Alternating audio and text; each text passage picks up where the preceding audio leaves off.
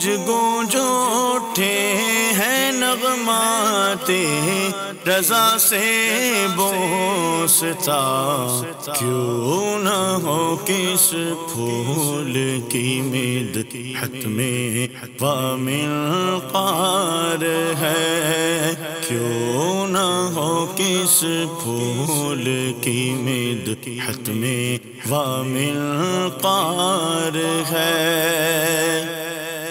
الحمدللہ رب العالمین والصلاة والسلام علی سید المرسلین، اما بعد فاعوذ باللہ من الشیطان الرجیم، بسم اللہ الرحمن الرحیم۔ الصلاة والسلام علیک یا رسول اللہ وعلی آلک واصحابک یا حبیب اللہ، الصلاة والسلام علیک یا نبی اللہ وعلی آلک واصحابک یا نور اللہ۔ میٹھے میٹھے اسلامی بھائیوں اور مدنی چینل کے ناظرین، سلسلہ ہے نغمات رضا۔ شاید آپ کو میرے چہرے کی مسکراہٹ کچھ بتا رہی ہو، آج بہت خوشی ہے۔ خوشی کیوں ہے کہ آج نغمات رضا میں اس کلام کو شامل کرنے جا رہے ہیں جس میں ہم سب کے آقا مدینے والے مصطفیٰ معراج کے دولہ صلی اللہ تعالیٰ علیہ وسلم کے معراج شریف کے سفر کو ذکر کیا گیا ہے۔ جی ہاں، آج قصیدہ معراج انشاءاللہ پڑھیں گے بھی، سنیں گے بھی، جھومیں گے اور سمجھیں گے بھی۔ بہت بار سنا ہوگا مگر شاید اس کے بہت سارے اشعار مدنی چینل کے ناظرین ہم سمجھ نہ سکے۔ آج اعلیٰ حضرت کی شاعری کا وہ شاہکار سننے جا رہے ہیں، یقیناً تیار ہو جائیے، دل جھومتے جائیں گے، اللہ نے چاہا روح بھی جھومے گی، اور اعلیٰ حضرت سے محبت میں بھی اضافہ ہوگا اور ان کے صدقے نبی پاک علیہ السلام کی محبت میں بھی اضافہ ہوگا۔ اے میرے میٹھے اسلامی بھائیوں، معراج کا سفر بڑا مبارک سفر، بڑا نورانی سفر۔ شاعر لکھتے ہیں نا، عرش سے نور چلا اور حرم تک پہنچا، سلسلہ میرے گناہوں کا کرم تک پہنچا، تیری معراج کہ تو جانے کہاں تک پہنچا، میری معراج کہ میں تیرے قدم تک پہنچا۔ ایک نئی جگہ ہے، ایک نیا انداز ہے، اور میں آج اکیلا ایک نعت خواں کے ساتھ نہیں، آج الحمدللہ چار بڑے پیارے ثناخوان رسول میرے ساتھ ہیں۔ نقاب الٹے وہ مہر انور، جلال رخسار گرمیوں پر، فلک کو ہیبت سے تب چڑھی تھی، تپکتے انجم کے آبلے تھے۔ یہ آبلوں کی بات بھی ہے، کسی تپ چڑھنے کی بات بھی ہے، نقاب الٹنے کی بات بھی ہے، بڑی یوں سمجھی کہ خوبصورت باتیں ہیں، مگر یہ کس موضوع سے متعلق ہیں؟ پہلے کچھ مشکل الفاظ کے معنی سمجھ لیں۔ یا اعلیٰ حضرت فرماتے ہیں کہ نقاب سے مراد پردہ، مہر سے مراد سورج، جلال رخسار گالوں کا روب، ہیبت سے مراد دبدبا، تپ سے مراد بخار، اچھا تپکتا گرم ہونا، آبلے سے مراد چھالے۔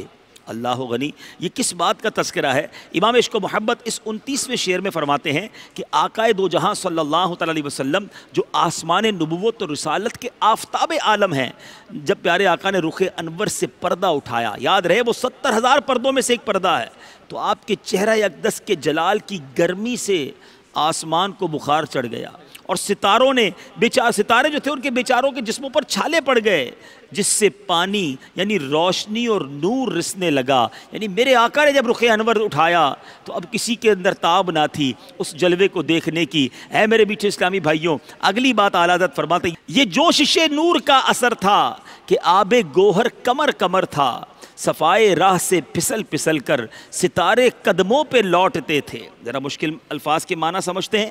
یہاں اعلیٰ حضرت فرما رہے ہیں کہ آب گوہر موتیوں کا پانی، صفائے سے مراد صفائی، چمک۔ اب یہاں اعلیٰ حضرت امام اہل سنت اس شعر کے اندر یہ ارشاد فرما رہے ہیں کہ آپ کی نورانیت میں جب جوش پیدا ہوا تو موتی پگھلنے لگے اور ان کی پشت تک پانی چڑھ گیا، اور راستوں کو اس قدر تجلی اور مصفہ کیا گیا، مجلہ اور مصفہ کیا گیا، صاف کیا گیا کہ ستارے پھسل کر نبی پاک علیہ السلام کی قدموں پر گرنے لگے اور مبارک قدموں کا بوسہ لینے لگے۔ کیا خوبصورت تخیل اعلیٰ حضرت کا۔ اب میرے میٹھے اسلامی بھائیوں، اعلیٰ حضرت آگے لکھتے ہیں، بڑھا یہ لہرا کے بحر وحدت کہ دھل گیا نام ریگ کثرت، فلک کے ٹیلوں کی کیا حقیقت، یہ عرش و کرسی دو بلبلے تھے۔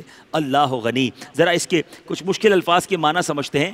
فرماتے ہیں، لہرانا، حرکت کرنا، جھومنا، بحر وحدت توحید کا سمندر، ریگ سے مراد یہاں ریت ہے، ذل سے مراد سایہ ہے۔ کچھ اس شعر کا معنی سمجھتے ہیں کہ امام عشق و محبت اعلیٰ حضرت اس 31ویں شعر میں فرماتے ہیں کہ وحدت کا سمندر پورے جوش کے ساتھ جب آگے بڑھا تو اب ریت یعنی عالم امکان کے تمام ذرے فنا ہو گئے. یہ آسمان کے ٹیلوں کی کیا بات کرتے ہو, اس وقت تو عرش و کرسی بھی دو بلبلے دکھائی دے رہے تھے. اس سفر کی بات جب قرآن کرتا ہے تو کس انداز میں کرتا ہے, ثم دنا فتدلا فکان قاب قوسین او ادنا. اب یہ جب سفر شروع ہو رہا ہے تو عرش و کرسی جو ہے اب یہ بلبلے کی مانند ہیں. اے میرے میٹھے اسلامی بھائیوں, اگلے شعر میں امام عشق و محبت مجدد دین و ملت پروانہ شمع رسالت کیا فرماتے ہیں, وہ ذل رحمت, وہ رخ کے جلوے کہ تارے چھپتے نہ کھلنے پاتے, سنہری زربفت اودی اطلس یہ تھان سب دھوپ چھاؤں کے تھے.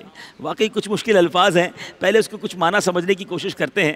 اب یہاں زربفت سے مراد اودی اطلس یعنی عمدہ ریشمی کپڑے, تھان کپڑے کا جو گٹھا جو تھان ہوتا ہے, اور یہاں اعلیٰ حضرت کس تھان کی بات کر رہے ہیں. امام اہل سنت شعر کی شرح میں لکھتے ہیں, گویا یہ فرمانا چاہ رہے ہیں کہ ادھر رحمت الہی کا سایہ ہے, ادھر والضحیٰ کی تجلیاں ہیں. ایسا منظر بن گیا کہ ستارے بھی منہ چھپانے لگے. عمدہ قسم کے ریشمی کپڑوں کے تھانوں کے تھان بطور فرش بچھا دیے گئے, یعنی ذل رحمت اور رخ کے جلووں سے دھوپ اور چھاؤں کی سی کیفیت بن گئی کہ کہیں چمک و دمک تیز, کہیں ہلکی اور کہیں بالکل مدھم. اس طرح نبی پاک علیہ الصلوۃ والسلام نے اللہ عز و جل کے قرب کا ایک خصوصی نظارہ فرمایا. یہ امیجنیشن ہے, یہ تخیلات ہیں اعلیٰ حضرت کے. اب ذرا یہ چاروں اشعار ایک بار پھر سنیے, اور پھر ہم اس کو انشاءاللہ طرز میں سنیں گے. اعلیٰ حضرت لکھتے ہیں, نقاب الٹے وہ بحر انور, جلال رخسار گرمیوں پر, فلک کو ہیبت سے تب چڑھی تھی, تپکتے انجم کے آب لے تھے. یہ جوشش نور کا اثر تھا کہ آب گوہر کمر کمر تھا, صفائے راہ سے پھسل پھسل کر ستارے قدموں پر لوٹتے تھے. بڑھا یہ لہرا کے بحر وحدت کہ دھل گیا نام ریگ کثرت, فلک کے ٹیلوں کی کیا حقیقت, یہ عرش و کرسی دو بلبلے تھے. وہ ذل رحمت وہ رخ کے جلوے کہ تارے چھپتے نہ کھلنے پاتے, سنہری زربفت اودی اطلس یہ تھان سب دھوپ چھاؤں کے تھے. نقاب الٹے وہ مہر انور, نقاب الٹے وہ مہر انور, جلال رخسار گرمیوں پر, فلک کو ہیبت سے تب چڑھی تھی, فلک کو ہیبت سے تب چڑھی تھی, تپکتے انجم کے آب لے تھے. یہ جوشش نور کا اثر تھا, یہ جوشش نور کا اثر تھا کہ آب گوہر کمر کمر تھا, صفائے راہ سے پھسل پھسل کر, صفائے راہ سے پھسل پھسل کر, ستارے قدموں پہ لوٹتے تھے. بڑا یہ لہرا کہ بحر وحدت, بڑا یہ لہرا کہ بحر وحدت کہ دھل گیا نام میرے کی کثرت, فلک کے ٹیلوں کی کیا حقیقت, فلک کے ٹیلوں کی کیا حقیقت.